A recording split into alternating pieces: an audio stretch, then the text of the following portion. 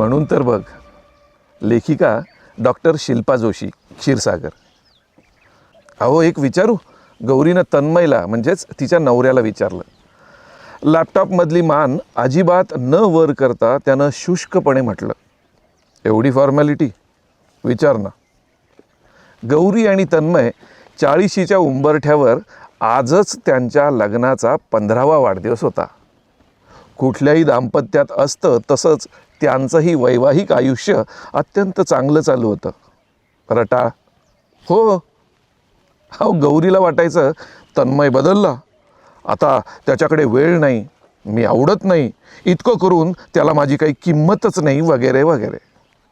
तर तन्मयला वाटायचं ही नुसती मुलांमध्येच बिझी असते, कधी छान तयार होत नाही, सगळा रोमांसच संपला आहे वगैरे वगैरे. एकमेकांवरचं प्रेम कमी झालं आहे असं नाही, पण मिसिंग आहे काहीतरी याची जाणीव होती. आज आवर्जून लग्नाचा अल्बम बघताना गौरीला वाटलं कित्येक वर्षे मनात असलेला हा प्रश्न आज विचारावाच याला. ती त्याला म्हणाली, काय हो, आपलं लग्न ठरवायच्या वेळी तुम्ही छान उच्च शिक्षित, शिवाय नोकरी चांगली, दिसायलाही अगदी राजबिंडे वगैरे नसलात तरी कुणालाही आवडताल, कुणालाही आवडाल असेच आहात. पण मी मात्र जेमतेम ग्रॅज्युएट, तेव्हा धड नोकरीही नव्हती, दिसायला तर सावळीच, शिवाय घरची परिस्थिती ही बेताचीच. मग माझी निवड का केली तुम्ही? मिळाली असती ना एखादी सुंदरा अप्सरा. तन्मयने चक्क लॅपटॉप बंद केला. तो गौरीजवळ गेला आणि म्हणाला, अगं वेडी आहेस का गं तू? स्वभावाने चांगली आहेस ना, आणि हे सगळं मला माहितीच होतं, पण तुला कोणी सांगितलं तू छान दिसत नाही आहेस म्हणून? अगं सुंदरच आहेस तू, मला आवडतेस तू जशी आहेस तशी. अगदी शांतपणे म्हणून तन्मय दुसऱ्या खोलीत निघूनही गेला. इकडे गौरी मात्र मोहरली होती. बेड समोरच्या आरशात स्वतःकडे अगदी टक लावून बघत तिला आपण मिस इंडिया असल्यासारखं वाटायला लागलं. अगदी शरीरावर गुदगुल्या व्हायला लागल्या. अंगात एक गोड शिरशिरी आली तिच्या. आपण सुंदर होतो आणि सुंदर आहोत, तन्मयला आवडतो, हे फिलिंग तिला अगदी मनापासून सुखावत होतं. क्षणात तिचं मन पालटलं. तन्मयवर आपण उगीच चिडतो असं तिला वाटून गेलं. दुसऱ्या दिवशी ऑफिसमध्ये काम करतानाही ती अगदी आनंदी होती. 7वें आसमान पर वगैरे असं काही म्हणतात ना, अगदी तशी. तिच्या बाजूच्या डेस्कवरचा तिचा मित्र युवराज, म्हणजे युवीच म्हणायचे सगळे त्याला, तो अगदी आदळआपट करतच ऑफिसमध्ये आला.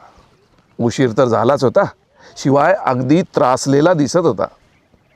गौरी, युवी आणि युवीची बायको म्हणजे यामिनी हे खरं तर तिघंही एकाच कॉलेजातील. युवीचं आणि यामिनीचं अरेंज मॅरेज असलं तरी तिघेही तसे एकमेकांचे चांगले मित्रच होते. आज पण युवी यामिनीशी भांडून आलाय असं दिसतंय म्हणत गौरी कामाला लागली. युवी मात्र शून्यात हरवून बसला होता. शेवटी गौरीच युवीला म्हणाली, काय रे, चल कॉफी घेऊन येऊ. बाहेर पडणारा रिमझिम पाऊस आणि गरम कॉफी, ऑफिस कॅन्टीनमध्ये सुरू असणारी रफीची जुनी गाणी, आ हा हा हा, वा काय वातावरण होतं ते. गौरी तर जाम खुश झाली, पण युवी मात्र तोंड पाडून बसलेला. त्याच्याकडे पाहून गौरी म्हणाली, युवी, अरे काय रोमॅन्टिक वातावरण आहे ना. रोमॅन्टिक? इथे वेळ लागायची वेळ आली त्या यामिनीमुळे. तो बोललाच. अरे मग मी काय म्हणते, ऐक ना, खड्ड्यात गेली यामिनी, आपण दोघंच जाऊयात का मस्त डेटवर? नाहीतरी तन्मयला कुठं वेळ आहे, पण म्हणून आपण का नाही एन्जॉय करायचा, मजा करायची? असं म्हणत गौरीने चक्क त्याला डोळा मारला. युवी उडालाच. हे गौरी बोलतीये यावर त्याचा विश्वासच बसत नव्हता. पण सावरून तो म्हणाला, ए गौरी, बरी आहेस ना? नाही, मी काय तुला तसा मुलगा वाटतो की काय? तसा म्हणजे कसा? गौरीने चक्क युवीचा हात धरत त्याला विचारलं. युवीने तिचा हात झटकला. हे बघ, मी यामिनीशी भांडत जरी असलो तरी माझं तिच्यावर नितांत प्रेम आहे, मला आवडते ती. हे बघ गौरी, तू नीट राहा, बाय, मी चाललो. गौरीने युवीचा हात धरून परत त्याला खाली बसवलं. अरे तेच तर म्हणते ना मी, जे आता मला बोललास ना तेच घरी जाऊन तिला बोल. Problem solved. गौरी हसत त्याला म्हणाली. इतकं सोपं आहे का म्हणे प्रॉब्लेम सॉल्व्ड. तोंड वाकडं करत युवी म्हणाला, अरे पण मीच का आणि तिला नसेल वाटत प्रेम तर? आता काय प्रेमाची कबुली द्यायला आपण 20 वर्षांचे आहोत का? अरे कालपर्यंत मलाही असंच वाटत होतं, पण नकळत तन्मयने त्याच्या प्रेमाची कबुली दिली आणि माझी नकारात्मकता सकारात्मकतेत बदलली बघ. आता 40शीत आपण नोकरीत स्थिरावलोय. मुलं खूप लहान पण नाहीत आणि त्यांच्या करिअरचं टेन्शन घ्यावं इतकी मोठी पण नाहीत. घरातली नातीही ॲडजस्ट झाली आहेत. तरी काहीतरी मिसिंग आहे. ते म्हणजे एकमेकांसाठीचा वेळ, प्रेमाची कबुली. कुरबुरी, स्ट्रेस कुणाच्या मागे नसतो अरे. वाढत्या जबाबदाऱ्यांबरोबर एकटं पडत जातो आपण आणि मग मन नकळत तारुण्यातील दिवसांशी तुलना करू लागतं. आणि आणखी त्रास होतो बघ आपल्याला. आपली प्रिय व्यक्ती आपली अजूनही प्रिय आहे, पण आपण तिला प्रिय नाही असं वाटून मन उगाच बंड करून उठतं. याची परिणिती होते छोट्या मोठ्या भांडणात.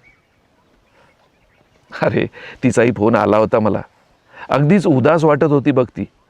मला माझंच प्रतिबिंब वाटलं ते. आम्ही अगदी समदुःखी असल्यासारख्या गप्पा मारल्या परवा. गौरी सांगत होती पुढे. मग आज काय झालं? युवीनं अगदी उत्सुकतेनं विचारलं. गौरीनं मग कालचा प्रसंग सांगितला. युवी, अरे त्याचं नुसतं एक वाक्य मला खुश करून गेलं बघ. असं वाटलं किती लकी आहेत आपण. उगीच काय छोट्या छोट्या गोष्टी धरून बसतो. मला वाटलं तू पण हा प्रयोग करून बघावा. अरे मी ओळखते यामिनीला आणि तुला. आज मस्त घरी जा गजरा घेऊन. सगळा राग विसरून तिला गजरा माळताना जवळ ओढ आणि सुंदर दिसतेस तू, मला आवडतेस असं म्हणून तरी बघ. गौरीचं म्हणणं ऐकल्यावर युवी गोड हसला. पटकन कॉफी संपून हाफ डे टाकून घरी गेला. ऑफिसचं काम संपून गौरी घरी परतली. घरातली कामं संपून तिनं मोबाईल हातात घेतला तर यामिनीचा मेसेज होता. थँक्यू. आज युवी मला नव्यानं भेटला. तुझे आभार कसे मानू कळतच नाही आहेत. त्याचवेळी युवीचा मेसेज पॉप झाला. किती साध्या असतात ना ग तुम्ही बायका. आम्हीच चुकतो बघ तुम्हाला समजून घ्यायला. खरंच बोलने से सब कुछ होता है बॉस, बस बोल के तो देखो. ही सुंदर कथा होती डॉक्टर शिल्पा जोशी क्षीरसागर यांची. या कथेचे सर्व अधिकार हे या लेखिकेंचे आहेत. पण ही कथा आम्हाला सोशल मीडियावरती आढळली. ही कथा अगदी खूपच आपल्या जवळची वाटली आहे. प्रत्येकाच्या आयुष्यातला हा एक भाग आहे अशी वाटली, म्हणून ती तुमच्यासोबत शेअर केली. जर तुम्हालाही ही कथा आवडली असेल तर नक्कीच ही कथा तुम्ही लाईक करा, शेअर करा आणि हो, आमच्या कथाकरी या यूट्यूब चॅनलला सबस्क्राईब करायला मात्र विसरू नका. आणि तुम्हाला कथा खरंच आवडली असेल तर या कथेवरती तुमच्या ज्या काही मौल्यवान कमेंट्स असतील त्या नक्की त्या कथेच्या खाली करायला विसरू नका. धन्यवाद. पुन्हा भेटूयात एका नवीन कथेसह. तोपर्यंत नमस्कार.